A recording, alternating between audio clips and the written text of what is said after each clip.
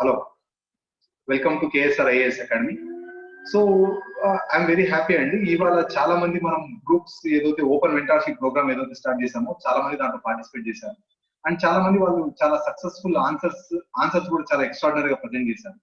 But some of you I found some of you are facing problems అండి. మీరు కొంతమంది ఇంకా దీంట్లో ప్రాబ్లమ్స్ ఫేస్ చేస్తున్నారని చెప్పి నాకు అనిపించింది. సో ఐ థాట్ ఒకసారి అసలు ఆన్సర్ ఎట్లా ప్రజెంట్ చేయాలి మెయిన్స్ లో అనేది మనం ఒకసారి మాట్లాడదామని ఈ వీడియో షేర్ చేస్తున్నాను.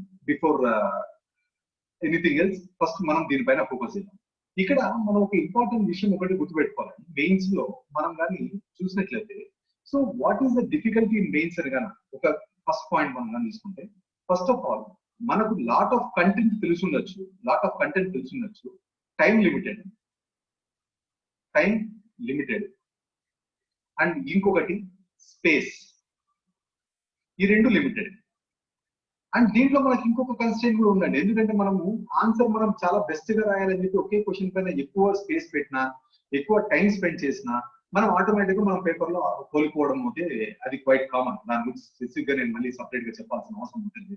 కానీ ఇక్కడ మనకు కంటెంట్ తెలిసినప్పటికీ కూడా వాడు ఎటువంటి టైప్ ఆఫ్ క్వశ్చన్ అడుగుతున్నాడు, ఏ విధమైన ఆన్సర్ మన దగ్గర నుంచి ఎక్స్పెక్ట్ చేస్తున్నాడు అనే దానిపైన చాలా మంది స్టూడెంట్స్ స్ట్రగుల్స్ ఫేస్ చేస్తున్నారు అని చెప్పి నాకు ఇవాళ సెషన్ లో అర్థమైంది. So I thought of making a video regarding this issue.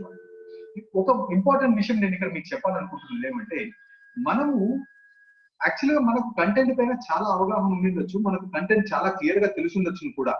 కానీ ఇక్కడ మనం ఒక ముఖ్యమైన విషయం గుర్తుపెట్టుకోవాలి ఏంటంటే, వాడు ఏదైతే మన దగ్గర నుంచి ఎక్స్పెక్ట్ చేస్తున్నాడో మనం అటువంటి టైప్ ఆఫ్ కంటెంట్ ని లేదు మనం కంటెంట్ ని ఆ వేళలో ప్రొజెక్ట్ చేయగలగాలి. అంతేగాని మనం ఇంతవరకు S12 ఎగ్జామ్స్ రాసినట్లు మనకు తెలిసిన కంటెంట్ ఏదో ఒకటి నాకు ఇది తెలుసు నేను ఇది రాస్తున్నా నువ్వు దీన్ని ఎవాల్యుయేట్ చేయి అని చెప్పి ఏవైతే చేస్తారో చేసినప్పుడు ఏమవుతుందంటే ఆటోమేటిక్ గా మార్క్స్ తగ్గిపోతాయండి. That is the major problem. అందుకనే చాలా మంది మేము మెయిన్స్ ఎక్స్ట్రాడినరీగా రాసి వచ్చాము కానీ మేము ఎందుకు పాస్ కాలేకపోతున్నాము, లేదు మేము బాగా రాసాము కానీ మాకు ఎందుకు మార్క్స్ తక్కువ వచ్చాయని చెప్పి ఎందుకు చాలా మంది ఇట్లా ఫీల్ అవుతున్నారంటే దానికి కారణం ఇదే. యాక్చువల్ గా there are specific types of questions. ఒక్కొక్క టైప్ ఆఫ్ క్వశ్చన్ కి ఒక్కొక్క వే ఆఫ్ అప్రోచ్ ఉంటుందండి మన ఆన్సర్ లో. మనం ఎప్పుడైతే దాన్ని మిస్ చేస్తామో ఆటోమేటిక్ గా మన అప్రోచ్ ఎప్పుడైతే పోతుందో ఆటోమేటిక్ గా మార్క్స్ తగ్గిపోతాయి, అప్రోచ్ పోతుందో.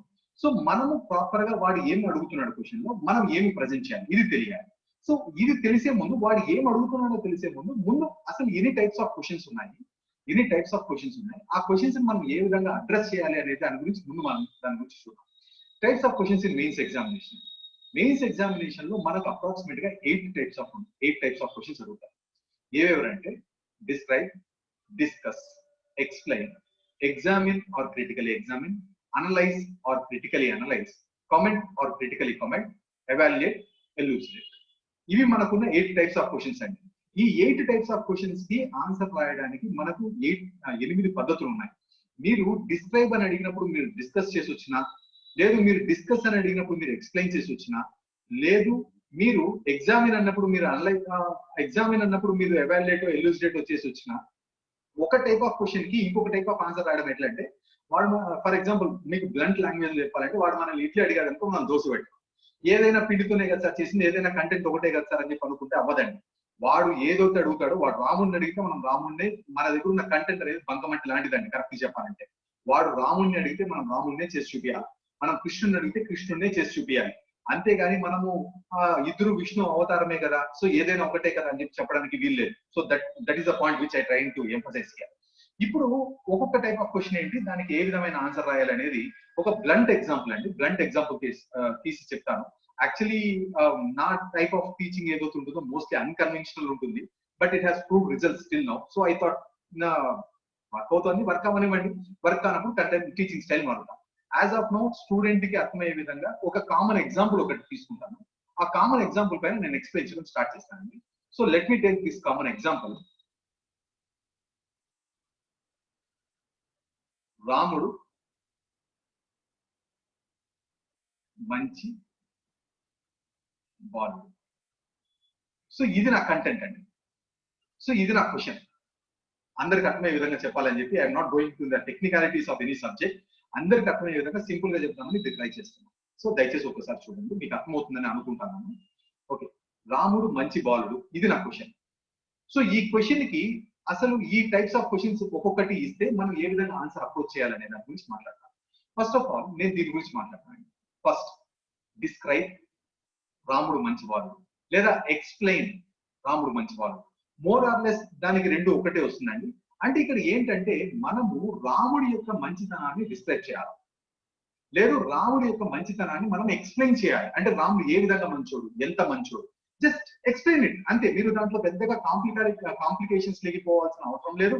మీరు దాంట్లో ఇంకోటి చేయాల్సిన అవసరం లేదు. అతను ఎంత మంచోడు, ఎలాంటి మంచోడు, దాని గురించి మీరు ఎక్స్ప్లెనేషన్ ఇచ్చుకుంటూ వెళ్తే చాలు. ఇంకా దాని గురించి వేరేదేం లేదు. క్లియర్ గా వాళ్ళు ఏమని అడిగారు ఇక్కడ క్వశ్చన్ లో, ఏదో డిస్క్రైబ్ అన్నా చేయండి అని అడిగారు, లేదా ఎక్స్ప్లెయిన్ అన్నా చేయండి అని అడిగారు, అంతవరకే చేయండి. So that is your answer, that will be enough, అక్కడికి అయిపోతుంది. ఓకే, ఇక్కడ వరకు క్లారిటీ ఉంది అనుకుంటా.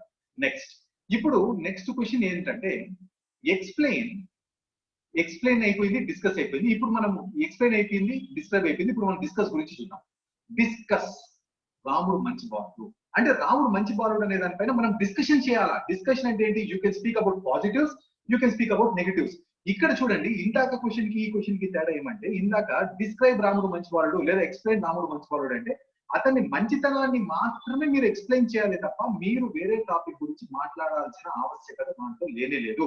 There is no need to go or deviate from the question or no need to explain the further topics which you are aware of. మీకు తెలిసిన దాని గురించి ఎక్స్ప్లెయిన్ చేయాల్సిన అవసరం లేదు. ఎక్స్ప్లెయిన్ చేస్తే మీరు క్వశ్చన్ డివియేట్ అయ్యారంటే అంటారే తప్ప మీరు ఏదో మీ నాలెడ్జ్ ని ప్రదర్శించారని మాత్రం అన్నారు. కానీ ఇక్కడ డిస్కస్ అనే పదం ఎప్పుడో చూస్తుందో, డిస్కస్ అనే దానికి అర్థం ఏమంటే మీరు అతని మంచితనాన్ని ఎక్స్ప్లెయిన్ చేయొచ్చు, చెడుతనాన్ని ఎక్స్ప్లెయిన్ చేయొచ్చు. యూ కెన్ డిస్కస్ అండ్ ఇద్దరు. So that is the important issue. ఇక్కడ డిస్కషన్ అనేది ఉండాలి. అంటే మంచి చెడు రెండు దాని గురించి మాట్లాడాలి. దాన్ని డిస్కస్ అంటారు. బోత్ గుడ్ అండ్ బ్యాడ్ రెండింటి గురించి మాట్లాడటం ఈ డిస్కషన్. నెక్స్ట్, దీని తర్వాత ఎగ్జామిన్. మామూలుగా ఎగ్జామిన్ అనే దానికి అర్థం ఏంటంటే look closely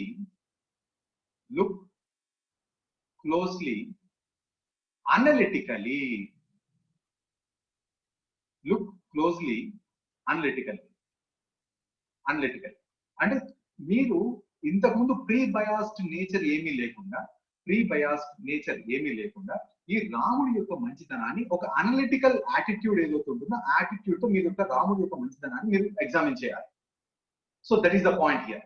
look closely analytically అంటే బాగా మీరు దగ్గరగా రాముడి యొక్క మంచితనాన్ని చూడడము, దానిపైన మీరు అతని యొక్క మంచితనాన్ని ఎగ్జామిన్ చేయడం అన్నమాట. So that's what look closely and analytically means. No pre-biased nature. And it also means the usage of data. Data కూడా మీరు యూజ్ చేయాలి. అంటే ఎన్ని అనలిటికల్ నెంబర్స్ ఏదైనా ఉన్నా, లేదా ఏదైనా రిపోర్ట్స్ ఉన్నా, ఇంకోటి ఏదైనా ఉన్నా కూడా మీరు దాంట్లో కావాలంటే యూజ్ చేసుకోవచ్చు, తప్పలేదు. కానీ ఇక్కడ ఎగ్జామిన్ అంటే ఏంటంటే లుక్ క్లోజ్లీ అనలిటికలీ. సరే, ఇప్పుడు ఈ లుక్ క్లోజ్లీ అనలిటికలీ అంటే మీరు డిస్కస్ అనే దానికి దగ్గరగా ఉండొచ్చు కదా అంటే ఎస్, అవునండి, డిస్కస్ అనే దానికి ఇది దగ్గరగానే ఉంటుంది. కానీ ఎగ్జామిన్ అనేది ఏంటంటే డిస్కషన్ కన్నా మనం ఒక ఫర్దర్ గా ఒక స్టెప్ ముందుకెళ్తాం. అలా ముందుకెళ్లే ఆ పద్ధతి ఏదైతే ఉంటుందో దాన్ని మనం ఎగ్జామిన్. సో ఎగ్జామిన్ చేయాలి. Look closely analytically. రాముడు యొక్క మంచితనం ఏదైతే ఉంటుందో ఈ మంచితనం పైన మనము ఎగ్జామిన్ చేయాలా. అదే మన పాయింట్. Look closely అనలిటికలీ. అదే మనకి ఇక్కడ క్రిటికలీ ఎగ్జామిన్ అని వచ్చింది అనుకోండి. క్రిటికలీ అంటే ఆటోమేటిక్ అర్థం ఏంటంటే కంపల్సరీగా క్రిటిసైజ్ చేయమని. ప్లీజ్ డూ క్రిటిసైజ్ అని. అంటే ఇప్పుడు రాముడు మంచి బాలుడు, క్రిటికలీ ఎగ్జామిన్ అంటే రాముడి మంచితనాన్ని మీరు క్రిటిసైజ్ చేయాలి. అంటే రాముడి యొక్క మంచితనాన్ని మీరు క్రిటిసైజ్ చేసుకుంటా ముందుకెళ్ళాలి. ఎప్పుడైతే మీరు రాముడి యొక్క మంచితనాన్ని క్రిటిసైజ్ చేసుకుంటా ముందుకెళ్తారో అది మీకు ఆటోమేటిక్ ఏమవుతుంది? Critically examine. నెక్స్ట్, ఈ క్రిటికల్ ఎగ్జామిన్ తర్వాత ఒక స్టెప్ ముందుకెళ్ళాం అనుకోండి, దాన్ని ఏమంటారంటే అనలైజ్ అంటారు.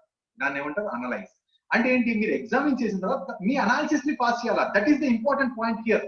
ఇక్కడ మీరు దీంట్లో ఇంపార్టెంట్ పాయింట్ ఏంటంటే you must pass your analysis అనేది మీరు కంపల్సరీగా ఇక్కడ పాస్ చేయాలా.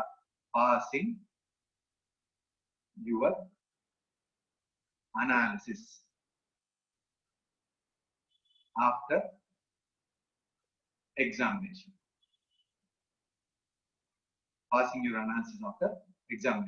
అంటే ఏంటి, మీరు ఎగ్జామిన్ చేసిన తర్వాత అంటే లుక్ క్లోజ్లీ అనలిటికలీ అంటే అతని యొక్క క్యారెక్టర్ ని దగ్గరగా చూసిన తర్వాత మీరు ఏం చేయాలంటే దానిపైన మీ యొక్క అనాలిసిస్ ని పాస్ చేయాలి. That is very very very very important.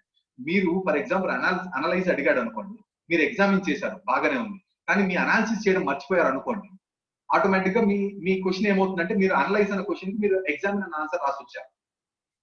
Analyse అన్న క్వశ్చన్ మీరు ఎగ్జామిన్ అన్న ఆన్సర్ రాసి వచ్చారు. That is your point. ఇప్పుడు వాడు అనలైజ్ అని అడిగినప్పుడు మీరు ఎగ్జామిన్ చేసి వస్తే మార్క్స్ ఎలా వస్తాయి? ఆటోమేటిక్ గా మీకు 1 మార్క్ లేదా మీ టైం బాగుండే మొత్తం అంతా దగ్గరలో ఉంటే 1/2 మార్క్ 1 మార్క్ డిఫరెన్స్ వస్తుంది. This 1/2 mark and 1 mark enough అండి. మీరు లిస్ట్ లో డిప్యూటీ కలెక్టర్ లేదా ఐఏఎస్ లెవెల్లో ఉండడానికి లేదా లిస్ట్ లో లాస్ట్ లో ఉండడానికి ఏదైనా సరే ఈ 1/2 mark and 1 mark is enough. So కొంచెం కాషియస్ గా ఉండాలి. ఈ 1/2 మార్క్ 1 మార్క్ మిమ్మల్ని ముందుకు తీసుకెళ్లి నిలబెడతాయి. నెక్స్ట్ ఇంకొక పాయింట్ ఏంటి? కమెంట్. ఇంకొక టైప్ ఆఫ్ క్వశ్చన్ కమెంట్. రాముడు మంచి బాలుడు కమెంట్ అంటే ఇక్కడ మీ యొక్క పాయింట్ ఏంటంటే మీరు దానిపైన కామెంటరీ పాస్ చేయాలి. ఇది ఇంపార్టెంట్. ఆ కామెంటరీ ఎలాగైనా ఉండొచ్చు అండి. అది పాజిటివ్ కామెంట్ కావచ్చు, నెగిటివ్ కామెంట్ కావచ్చు. కామెంట్ అనేది ఎలాగైనా ఉండొచ్చు. నేను పాజిటివ్ కామెంట్ ఇవ్వాలనో లేదా నేను నెగిటివ్ కామెంట్ ఇవ్వాలనో అని చెప్పి మీరు చేయాల్సిన అవసరం అయితే లేదు. మీరు కామెంట్ ఏ విధంగా పాస్ చేయొచ్చు. But your comment must be supported by valid points. మీరు ఏదైతే కామెంట్ పాస్ చేస్తున్నారో ఆ కామెంట్ అనేది వ్యాలిడ్ పాయింట్స్ తో సపోర్ట్ అయి ఉండాలి. సపోర్ట్ లేకుండా ఏదో వేగ్ గా మీరు కామెంట్స్ పాస్ చేశారంటే మాత్రం అది జరగదు. కమెంటరీ అనేది జనరల్ గా ఎట్లా చెప్పొచ్చు, మనం ఫర్ ఎగ్జాంపుల్ మనం క్రికెట్ కామెంటరీ కూడా వింటున్నాం. వాడు బౌలింగ్ వేశాడు, ఆ మెరుగు వేగంతో దూసుకుపోతుంది అంటే is that really mean that ball is going at the lightning speed? No. కానీ వాడు కంపేర్ చేస్తున్నాడు, కమెంటరీ పాస్ చేస్తున్నాడు అంటే అంత స్పీడ్ గా పోతుంది అని. మీకు అదే విధంగా ఇక్కడ కూడా ఆ లెవెల్ ఆఫ్ విజిబిలిటీ ఉంటుంది. You have the visibility to comment, to compare, to pass your judgment, but it must be supported by valid points. నువ్వు ఎందుకు ఈ జడ్జిమెంట్ తీసుకుంటున్నావు? వ్యాలిడ్ పాయింట్ అక్కడ ఉండాలి. నువ్వు ఎందుకు ఈ కామెంట్ పాస్ చేస్తున్నావు? వ్యాలిడ్ పాయింట్ అక్కడ ఉండాలి. నువ్వు ఎందుకు సపోర్ట్ చేస్తున్నావు? Valid point. నువ్వు ఎందుకు అపోజ్ చేస్తున్నావు? Valid point. సో కంపల్సరీగా వ్యాలిడ్ పాయింట్స్ లేకుండా మీరు ఈ కమెంట్ అనే దాన్ని రాశారంటే మాత్రం that will be a disaster. అక్కడ మళ్ళీ మార్కులు పోతాయి. Next evaluate. ఎవాల్యుయేట్ అనేది ఏంటి? రాముడు మంచి బాలుడు ఎవాల్యుయేట్. ఇప్పుడు ఎవాల్యుయేట్ అనే దానికి అర్థం ఏంటి? మామూలుగా ఆన్సర్ షీట్స్ ఎవాల్యుయేట్ చేస్తున్నాము, ఇంకోటి ఎవాల్యుయేట్ చేస్తున్నాం అంటారు కదా. ఎవాల్యుయేట్ అనేది ఏంటంటే అన్బయాస్డ్ జడ్జిమెంట్. అన్బయాస్డ్ జడ్జిమెంట్ అంటే మనకు ప్రీ కన్సీవ్డ్ నోషన్స్ కొన్ని ఉండొచ్చు దానిపైన. ఆ నోషన్స్ అన్నిటిని పక్కన పెట్టి మనము ఈ రాముడు మంచి బాలుడు అనే దానిపైన అన్బయాస్డ్ జడ్జిమెంట్. అన్బయాస్డ్ జడ్జిమెంట్ ఏదైతే ఉంటుందో దీన్ని పాస్ చేయాలి. అన్బయాస్డ్ జడ్జిమెంట్ ఏదవుతుందో దీన్ని పాస్ చేయాలి. అప్పుడు దాన్ని ఏమంటారంటే ఎవాల్యుయేట్ అంటారు. ఎవాల్యుయేట్ అంటారు. అంటే రాముడి మంచితనాన్ని మీరు విత్ అన్బయాస్డ్ జడ్జిమెంట్, అతని యొక్క చేసిన డీడ్స్ ఏవవుతుంటే ఆ డీడ్స్ అన్నింటినీ పట్టుకొని మీరు అన్బయాస్డ్ జడ్జిమెంట్ ఏదవుతుందో ఆ జడ్జిమెంట్ మీరు పాస్ చేయగలగాలి. అప్పుడు దాన్ని ఏమంటారంటే ఎవాల్యుయేట్ అంటారు. మీరు అడగచ్చు, సార్ ఎవాల్యుయేట్ కి కామెంట్ కి మళ్ళీ సేమ్ ఉంటుంది కదా అంటే ఎస్ అండి, ఈ రెండు మోర్ ఆర్ లెస్ సిమిలర్. ఈ ఎవాల్యుయేట్ అండ్ కామెంట్ ఏదైతే ఉంటుందో మోర్ ఆర్ లెస్ సిమిలర్. కానీ ఎవాల్యుయేట్ అనేది ఏంటంటే ఇక్కడ యూ లుక్ అన్బయాస్డ్ జడ్జిమెంట్ అనేది మోస్ట్ ఇంపార్టెంట్. ఇక్కడ కామెంట్ లో కూడా అన్బయాస్డ్ జడ్జిమెంటే, but here you have the freedom to compare. బట్ ఇక్కడ మీరు కంపారిజన్ లో ఏమి చేయడానికి లేదు. అతను ఏంటి, అతను మంచితనం ఏంటి, దానిపైన మీరు అన్బయాస్డ్ జడ్జిమెంట్ చేయాలి. Sorry. And last elucidate. Elucidate అంటే ఏంటి? మామూలుగా జనరల్ గా ఎల్యూసిడేట్ అంటే మీటింగ్ ఏమంటే త్రో సమ్ లైట్ ఆన్.